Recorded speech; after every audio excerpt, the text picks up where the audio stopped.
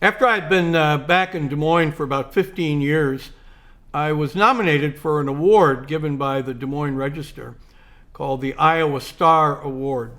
There were several other very prominent people who were nominated for it, and the Des Moines Register held a reception at which the nominees were introduced, and then they would reveal the name of the winner, which, spoiler alert, wasn't me.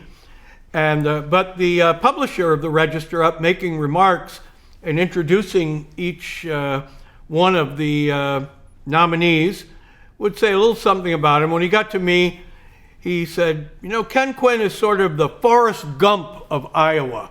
He seems to pop up at all these remarkable places the way Forrest Gump did in the movie. And it made me laugh at the time, but it made me think and make a list of those. And so on my Forrest Gump list, probably the first one would be June the 13th, 1948. I was 6 years old, and my dad took me to Yankee Stadium in the Bronx for Babe Ruth Day.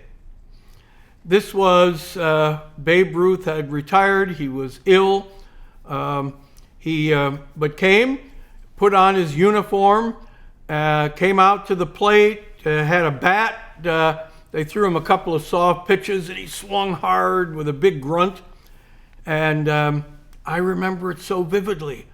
I was a huge baseball fan, a big Yankees fan, living in the Bronx, and we had box seats. From my aunt's husband was the owner and president of a company, and I think they bought the box seats for the year, and he made them available so that my dad could take me to this game. I remember it was a gray, overcast day. The Yankees were playing the Cleveland Indians. The Yankees won the game. I know that because the Yankees won every game I ever went to at Yankee Stadium that they played in. And Bob Feller from Van Meter, Iowa, pitched the game, although to be honest, I didn't remember that. I had to be told that by Dan Finney, a wonderful writer from the Des Moines Register. But to see Babe Ruth, to be there in his uniform, he'd be dead 6 months later. But kind of my first Forrest Gump moment. In 2008, I'm back in New York City, and I have tickets to the Yankee game. I'm going to take my son Shandon that night. But beforehand, I'm going to go down and have lunch at the AIG Insurance Company with the deputy chairman of AIG. AIG is the huge insurance conglomerate, towering building down on Wall Street. And the deputy chairman, Ambassador Frank Wisner, been a wonderful friend and colleague in the State Department. I go down to see him. I ride up the elevator, get off on the 40th floor at the C-suite, just as AIG is collapsing, as the recession and the collapse of Wall Street is taking place that day, September the 15th, 2008. And there on the floor are sitting all these young bankers and executives, their computers plugged in wherever they can find it, desperately seeking to find $40 billion to keep AIG afloat. It was like what it would have been like to be on the Titanic, but it was what it was like to be in Saigon, as I was right before the collapse. And I remember walking around them. We're going up to the executive dining room to have lunch. And there was this ominous feel as we're there having lunch being served to us. We were about the only ones in the dining room as the company is collapsing, as the ship is sinking. So then I go from AIG, do a few other things, meet up with my son. We go to Yankee Stadium. And the seats that we bought are box seats on the third base side, just about in the same place I sat in 1948. And standing there with my son Shandon, Yankees are playing the White Sox. And I said to him, here we are.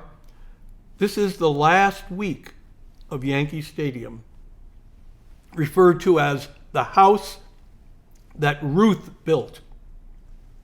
The Yankee Stadium that was built and in which Babe Ruth played was going to be torn down and a new Yankee Stadium built. So we're there for one of the very last games. And as I said to him, here is this link, Shandon, between you and me. I was here when I was 6 years old. Shandon was, in his late 20s at that time. And we're out together at this game, watching the Yankees play, watching them win, watching them beat the White Sox. And he turned to me and said, wow, this is a real father-son moment, Dad. And I was taken back to that real father-son moment I had with my dad on June 13th, 1948, my first Forrest Gump moment. Yankees were incredible. They were the symbol of America triumphant, that at the end of the World War II, that America was at its most triumphant moment. New York became the capital of the world. All business, everything emanated out of New York. And the Yankees won and played in every World Series between 1947 and 1964, except for 3 times. They didn't always win the World Series, but they were the most dominant. And I should tell this, it's a good story, because their dominance ends about the same time that John Kennedy is assassinated and America's triumphal period ends.